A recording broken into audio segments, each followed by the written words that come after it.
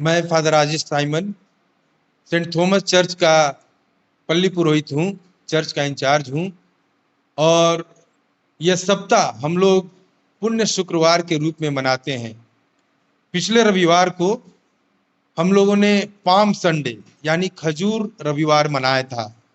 और इस palm Sunday में हम याद करते हैं प्रभु ईसा मसीह यरूशलेम नगरी में प्रवेश किए थे एक गदही पर सवार होकर, और पूरे नगरवासी उनका स्वागत किए थे।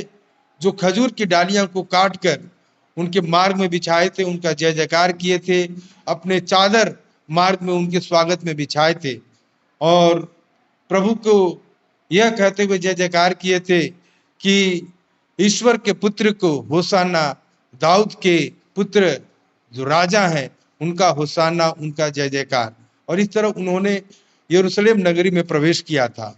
वास्तव में यह है कि प्रभु ईसा मसीह जो यरूशलेम नगरी में प्रवेश किए थे, उसका अर्थ था कि यरूशलेम नगरी में प्रवेश करने का अर्थ था कि वह क्रूस को वह अपनाने जा रहे हैं। उनको मालूम था कि इसी सप्ताह में उनके ही अपने एक शिष्य उनको पकड़वा देगा और उनके ऊपर अन्यायपूर्वक उन पर दोषारोपण किया जाएगा और उनको क्रूस पर चढ़ा दिया जाएगा।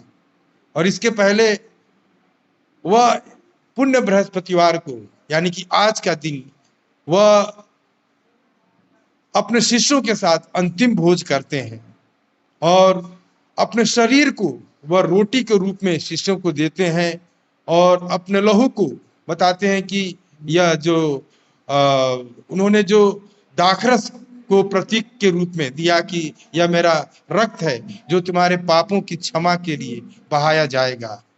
और वह पुण्य शुक्रवार के दिन उनको क्रूस पर लटका दिया जाता है, उनको मार दिया जाता है। लेकिन हम लोग इस शुक्रवार को पुण्य शुक्रवार कहते हैं क्योंकि प्रभु ईसा मसीह के मृत्यु से हम लोग को एक नया जीवन मिला। उनको लोगों ने मारा पीटा था, उनके पूरे शरीर को लहूलुहान कर दिया था, घायल कर दिया था, लेकिन उनके घावों द्वारा हम सबको चंगाई मिलती है।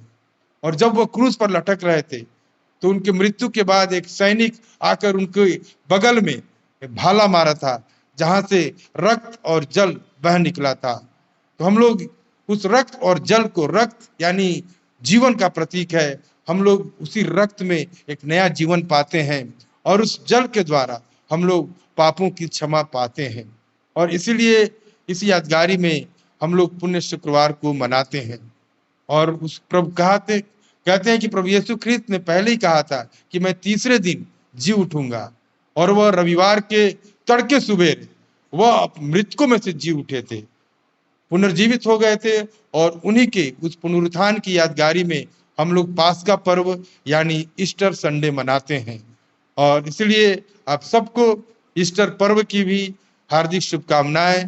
पुनर्जीवित प्रभु यीशु आप सबको सुरक्षित रखे और अपनी शांति, प्रेम, अनुकंपा, सामर्थ्य और समृद्धि से भर दे। धन्यवाद।